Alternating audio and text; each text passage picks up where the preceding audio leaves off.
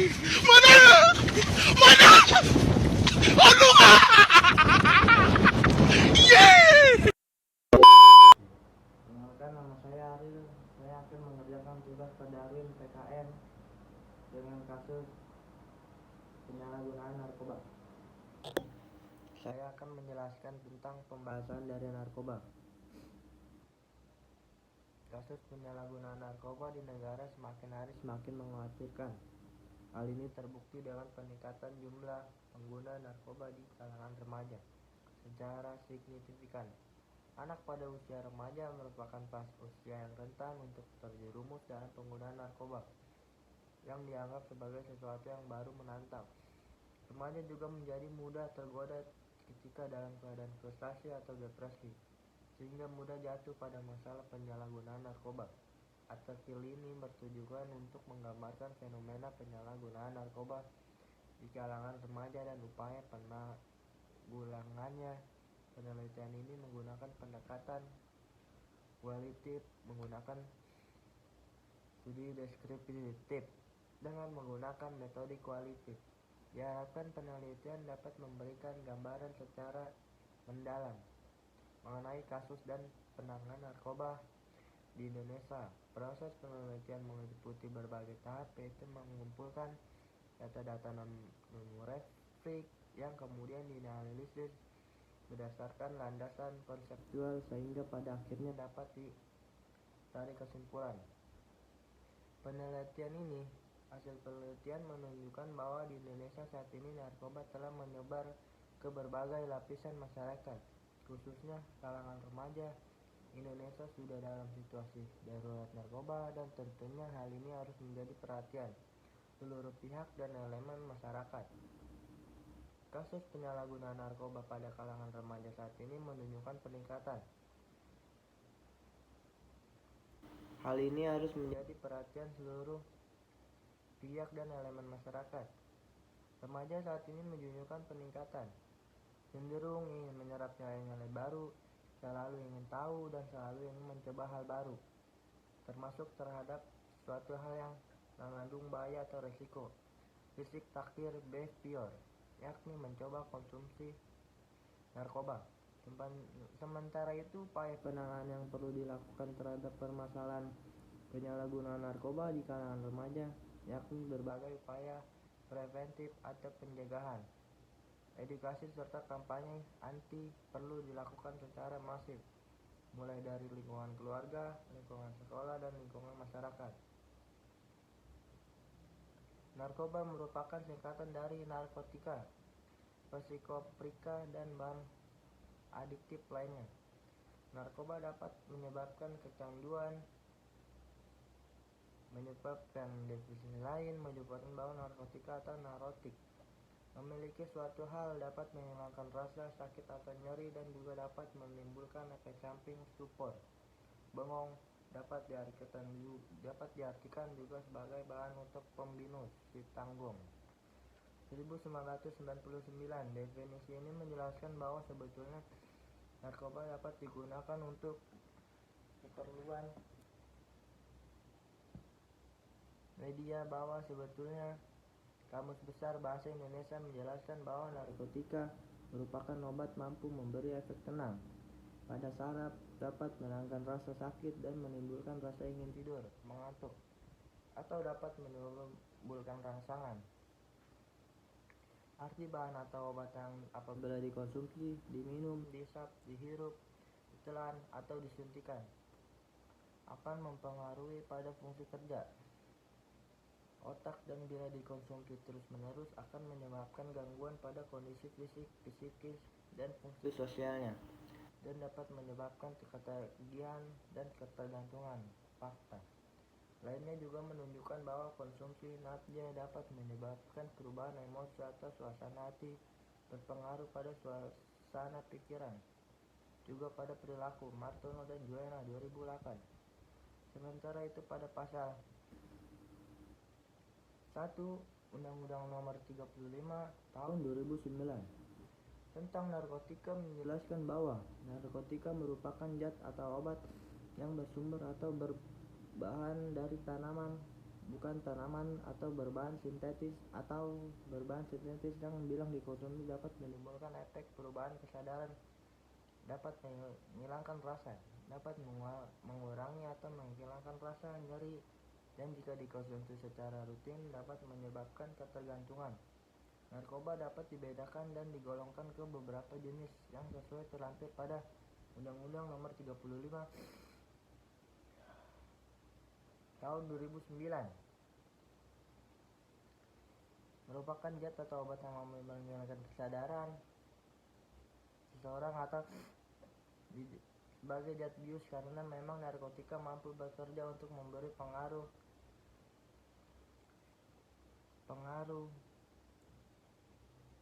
serta bahan menghasilkan narkoba menghasilkan jenis narkotika yang menyebabkan efek halusinogen, antidepres, dan negara kita harus narkoba sudah menyebar ke seluruh wilayah, terutama di kota-kota besar. Bahkan dikatakan bahwa saat ini di kota-kota besar tidak ada wilayah yang terbebas dari narkoba. Narkoba saat ini sudah masuk pada wilayah seperti kelurahan, RW, bahkan pada level RT.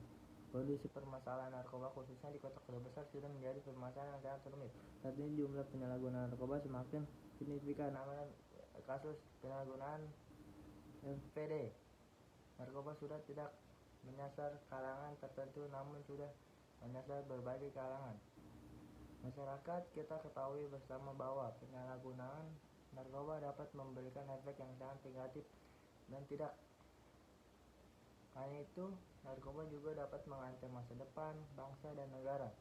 Karena hancurnya generasi muda dari berbagai kalangan, problematika mengenai narkoba dan dampaknya ini sudah menjadi isu internasional. Karena telah menjadi secara maaf dan global, oleh karena perlu juga diperhatikan khusus dari pemerintah dan negara-negara di dunia. Negara Indonesia saat ini sudah dalam kondisi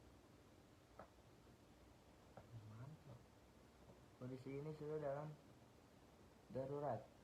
Tentunya hal ini mengindikasikan bahwa situasi narkoba telah benar-benar dalam kondisi gawat untuk perihal kasus-kasus penyalahgunaan narkoba, sehingga membutuhkan perhatian serta kewaspadaan dari berbagai elemen masyarakat agar dapat menanggulangi serta mencegah peradaban gelap narkoba untuk tidak meluas.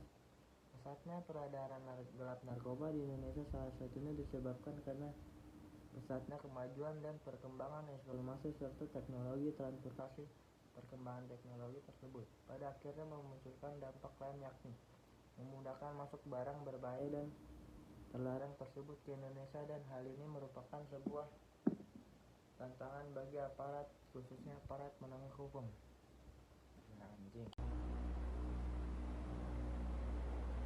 Saya ingin menanyakan narasumber teman dekat saya masuk. Maaf, ganggu waktu sebentar. Apakah saya bisa menanyakan Anda? Iya, bisa. Saya ingin menanyakan faktor internal narkoba. Untuk faktor internal, kurangnya pengetahuan tentang bahaya narkoba dapat membuat seseorang lebih rentan terhadap penyalahgunaan. Masalah ekonomi, masalah emosi seperti stres, depresi, atau kecemasan dapat membuat seseorang mencari pelarian melalui narkoba. Kekurangannya kontrol diri dan impulsivitas dapat membuat seseorang lebih rentan terhadap penyalahgunaan narkoba. Faktor eksternalnya apa? Untuk faktor eksternalnya, lingkungan yang tidak mendukung seperti lingkungan keluarga yang tidak stabil atau lingkungan sosial yang mendukung penyalahgunaan narkoba. Tekanan sosial dari teman atau kelompok dapat membuat seseorang merasa perlu menggunakan narkoba untuk menyesuaikan diri. Ketersediaan narkoba yang mudah dapat meningkatkan risiko penyalahgunaan. Apa faktor lainnya? Untuk faktor lainnya, genetik faktor dapat berperan dalam kerentaan seseorang terhadap kecanduan narkoba, trauma, pengalaman yang meningkatkan risiko penyalahgunaan narkoba sebagai cara untuk mengatasi emosi negatif. Apa bahayanya dengan narkoba? Untuk bahaya narkoba seperti ketergantungan dapat menyebabkan ketergantungan fisik dan psikologis. Kerusakan otak dapat merusak struktur dan fungsi otak, terutama pada remaja dan dewasa muda. Masalah kesehatan. Narkoba dapat menyebabkan berbagai masalah kesehatan seperti penyakit jantung, hepatitis, dan HIV. Masalah sosial. Narkoba dapat menyebabkan masalah sosial seperti kehilangan pekerjaan, penceraian, dan kejahatan. Apa buat pencegahan buat narkoba? Untuk pencegahannya, seperti pendidikan edukasi tentang bahaya narkoba harus dimulai sejak dini. Keluarga harus berperan aktif dan mencegah penyalahgunaan narkoba. Komunitas harus bekerja sama untuk mencegah penyalahgunaan narkoba. Penanganannya bagaimana? Untuk penanganannya, proses detoksifikasi dapat membantu menghilangkan zat-zat berbahaya dari tubuh. Seperti terapi dapat membantu individu mengatasi ketergantungan dan masalah yang terkait. Dan dukungan dari keluarga dan komunitas sangat penting dalam proses pemulihannya. Terima kasih buat jawabannya. Ya, sama-sama. Sekian. Mohon maaf dengan waktunya. Oh iya. Terima kasih. Iya. Sekian, tiga aja. Nggak apa-apa. Roda itu di Jakarta dan beberapa kota lainnya. Kemarin sewaktu saya di Lapas Batu, saya dapatkan masa karantina ya, isolasi itu selama setahun lebih. Dan pada saat setelah keluar dari isolasi itu, mungkin saya melihat celahnya dari wartel ya. Jadi saya menggunakan fasilitas wartel khusus itu, wartel khusus pemasyarakatan. Ya, saya berkomunikasi dengan yang di Belanda maupun di Indonesia. Memang tidak diawasi.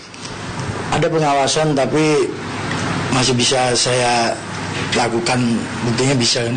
Yakin cuman wartel, tidak ada handphone yang dipakai. Pada saat sebulan kebelakang memang ada saya gunakan handphone yang udah disita Mabes sebanyak 2 unit ya. Jadi kronologinya Anda memesan barang ke Belanda sana ke orang bernama Boncel Ya. dan kemudian dikirim ke Indonesia atau gimana ungkapnya? Kita mau coba jalur baru yang dari negara Jerman ya. Jadi bukan dari Belanda lagi, kita pergunakan dari negara Jerman. Tapi confirm Anda pesan barang ke Boncel? Ya, pada saat itu mereka menawarkan lagi stasi dan sejenisnya ya, untuk dikirimkan ke Indonesia tapi melalui Jerman itu. Berapa banyak? 50.000 yang saya tahu. Ya, 50.000. Dikirim lewat jalur Jalur dari Belanda ke Indonesia. Jerman Ya, Jerman. ke Indonesia. Ya. Oke. Dan kemudian ada CC4, jenis narkoba baru. Itu juga sama dikirim dari sana? Itu mungkin penemuan dari orang-orang luar sana ya, yang di Eropa khususnya, mungkin dia melakukan penelitian dan mereka menemukan yang bisa dijadikan narkoba. Ya, makanya dikemas dalam perangko itu. Saya pribadi minta maaf kepada warga negara Indonesia atas tingkah laku dan perilaku keburukan saya dalam narkotika. Dan itu saya ulangi lagi, saya minta maaf sekali lagi kepada warga negara Indonesia. Atas dasar apa Anda minta maaf? Atas dasar tidak membantu program pemerintah ya dalam pemberantasan narkoba. Jadi saya melakukan dengan seenak-enaknya aja. Anda kan, pertanyaan tadi belum dijawab. Ya. Anda bahkan dalam tanda kutip menjerat 14 orang lebih lainnya, baik yang ada di dalam sel maupun di luar. Bahkan adik Anda sendiri ikut terlibat dalam bisnis haram ini. Sebetulnya secara saya libatkan langsung tidak, mereka hanya membantu, kebetulan ada pada yang tingkat masing-masing ya. Cuma yang saya pekerjakan memang ada 4-5 orang, itu saya pekerjakan. Dan yang istilahnya yang lain-lain itu mungkin karena kena dampak dari kegiatan narkoba, mereka mengetahui tapi ya mereka mendukung saya mungkin sampai terjerat. Setahun lalu saya wawancara sama Freddy Budiman, dan Freddy Budiman berjanji sebagai seorang terpidana mati, Freddy Budiman berjanji untuk tidak lagi main-main narkoba. Tapi kenapa kemudian Anda tergiur kembali bermain, jumlahnya cukup besar dan bermain boleh dibilang ini antar kartel lah, karena juga Anda mungkin bisa dikatakan sebagai kartel narkoba di Indonesia. Ya, jaringan saya menuntut saya untuk ikut terus dalam, mungkin karena mereka lihat saya mungkin satu terpidana mati, kedua mereka juga tidak mempunyai orang lagi di Indonesia selain saya mungkin, jadi mereka menuntut saya untuk melakukan itu lagi. Dan di samping itu juga kebetulan saya juga punya kehidupan ya yang harus saya tutupin, yang saya cukupin, jadi saya ngambil langkah singkat aja di narkoba aja, karena posisi saya di dalam pemasyarakatan yang istilahnya sampai detik ini pun tidak ada berujung kan hukuman. Dengan hukuman kita apa yang kita peroleh ya, selain kalau saya lihat dari terpidana mati seluruhan itu mereka menuntut apa perubahan dari pidana mati kalau berkelakuan baik. Di salah satu gudang di Cengkareng yang itu juga milik Anda atau kerabat lah gitu ya, ada satu mesin pencetak pil ekstasi yang menurut informasi kapasitasnya sekali cetak bisa 3.000 butir. Ada bahan-bahan pula. Rencana besar apa yang akan Anda lakukan bersama teman-teman? Itu ada semacam sisi 4 itu akan masuk ke Indonesia kan, untuk diproduksi di Indonesia juga ada. Untuk beberapa jenis baru yang akan diproduksi di Indonesia juga ada. Alat itu bisa dipakai untuk melakukan itu? Bisa. Ada 2 napi yang setidaknya di Jakarta, di Cipinang dan juga di Salemba ikut terlibat dalam bisnis ini. Apa sih peran-peran mereka? Peran mereka membantu aja ya dalam hal di marketing ya, misalnya di memasarkannya mungkin di Salemba, di Cipinang mungkin, terutama itu aja. Jadi kalau gagasan, uang, modal, jaringan dan lain sebagainya semua ada di tangan Freddy gitu? Ya begitulah. Adik Anda, saya belakangan baru tahu ternyata adik Anda ikut terlibat dalam jaringan ini. Apa peran dia? Kalau ada pun dia ya istilah dalam posisi transferan ya mungkin ya. Ada kalanya saya minta tolong dalam keuangan ya, untuk transfer uang atau apa. Tapi jangan lupa loh, yang membawa 50.000 butir itu adalah adik Anda. Bukan, itu anak buah saya Yanto. Barang tersebut mau diorderkan ke siapa tuh? Hiburan malam lah ya biasanya. Ya. Lewat Yanto itu atau dibantu marketing sama Andre dan Asyong? Ya dibantu marketing Andre sama Asyong. Ini bukan berandai-andai, tetapi jika barang itu lolos, berapa lama sih habis 50.000 itu? 50.000 Itu 10 hari campur lagi, produksi lagi? Tidak. 10 hari udah mungkin habis. Saya dengar Anda juga masih pakai. Saya ingin konfirmasi nih, benar nggak? Kalau untuk konsumsi saya udah lepas, sudah semenjak dari di sel waktu setahun lebih. Waktu di Lapas Batu, saya dapat program pembinaan di situ dan saya banyak mendekatkan diri juga sama agama. Itu yang saya dapatkan di sana. Apapun keputusannya nanti, mudah-mudahan yang terbaik buat Freddy. Yang pasti Freddy sudah meminta maaf dan... Masih informasi seputar narkoba, seorang pelajar SMA di Kota Medan ditangkap petugas Satres Narkoba Polrestabes Medan karena terlibat dalam kasus peredaran narkotika jenis pil ekstasi. Pelaku sendiri diduga sudah melakukan aksinya berulang kali.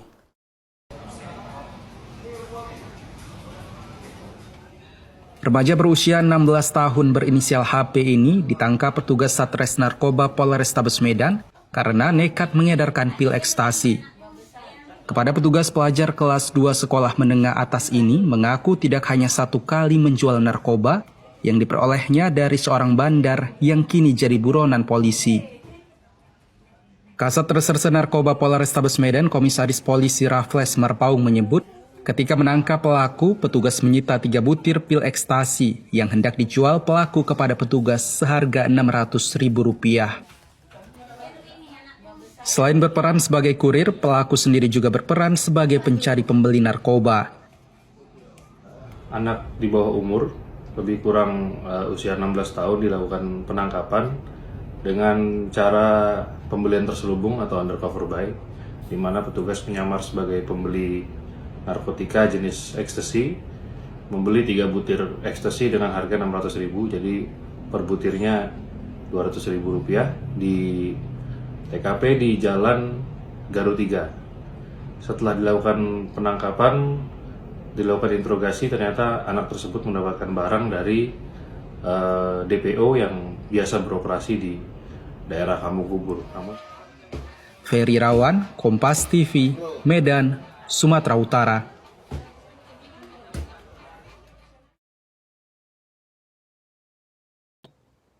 Saya akan menjelaskan kesimpulan dari narkoba. Narkoba sangat mudah menyerang di kalangan remaja dan siapa saja. Narkoba dapat merusak mental dan kesehatan fisik para penggunanya. Narkoba dapat merusak sistem saraf dan beberapa organ tubuh kita.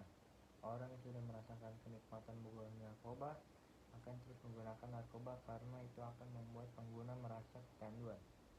Mereka akan menggunakan berbagai cara untuk bisa mendapatkan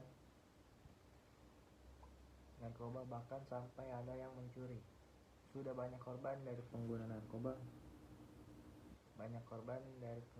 Bahkan sampai harus kehilangan nyawanya. Di Indonesia, narkoba bisa menyebar luas secara mudah karena kurangnya pengawasan yang diberikan oleh semua masyarakat, baik orang tua maupun pihak-pihak yang berwajib. Para remaja mudah tergoda menggunakan narkoba karena pergaulan yang di sekitarnya. Tanpa mengetahui latar belakang teman pergaulannya, para pengguna narkoba mempunyai semboyan. Jika saya hitam, kamu juga harus hitam. Yang artinya, para pengguna narkoba yang frustasi mengajak teman-temannya untuk mengonsumsi narkoba bersama-sama. Seperti itulah penyebab pengguna narkotika berkembang biak secara mudah kalangan para remaja. Kondisi ini dapat membahayakan generasi muda Indonesia karena mereka adalah generasi penerus bangsa yang akan membangun negeri ini di masa depan. Jadi, ini merupakan langkah mendesak untuk mencegah konsumsi narkoba di kalangan anak-anak, menyelamatkan dan mengamankan bangsa ini. Makalah ini memberikan gambaran tentang bahaya narkoba dan cara mencegah agar anak tidak mengonsumsinya. Agar anak tidak salah pergaulan, maka orang tua juga harus bisa menjadi teman dan memberikan pengarahan dari pengawasan yang baik dan tidak mengikut. Lingkungan sekolah juga harus berperan aktif untuk menguasai muridnya dari jeratan narkoba. Selain itu, lingkungan sosial, lingkungan di sekitar kita harus bisa memberikan dampak positif, memberikan kegiatan-kegiatan remaja yang bermanfaat dan bertanggung jawab. Mari kita bersama-sama mengawasi penyebaran narkoba di kalangan remaja agar tidak menyebar luas dan menyelamatkan generasi muda dari ancaman bahaya narkoba. Untuk mencapai suatu bangsa yang maju, seperti harapan para pejuang yang telah mengorbankan hidupnya untuk bangsa, kita mulailah dari hal kecil, yaitu dari kita sendiri. Tanamkan pada diri kita untuk selalu hidup sehat, berpikir positif, dan selalu mendekatkan diri pada Tuhan Yang Maha Esa. Sekian video saya tugas tentang kasus narkoba. Selebihnya mohon maaf.